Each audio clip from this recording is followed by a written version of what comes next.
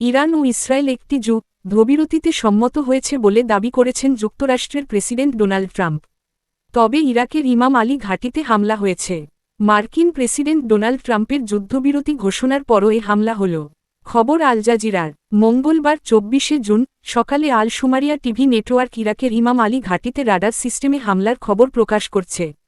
বাগদাদভিত্তিক television চ্যানেলটি এই ঘটনার একটি ছবিও প্রকাশ করে।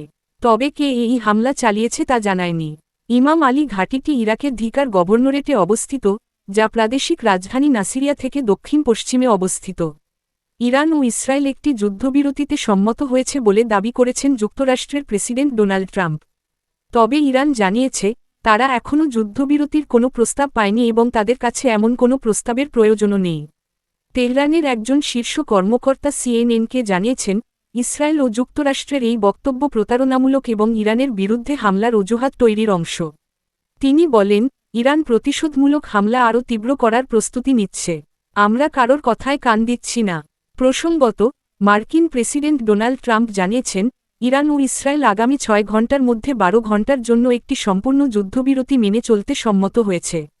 এই সময়ে দুপক্ষ শান্তিপূর্ণ আচরণ করবে। তিনি বলেন, এই যুদ্ধবিরতি সংঘাতের অবসান ঘটাতে পারে।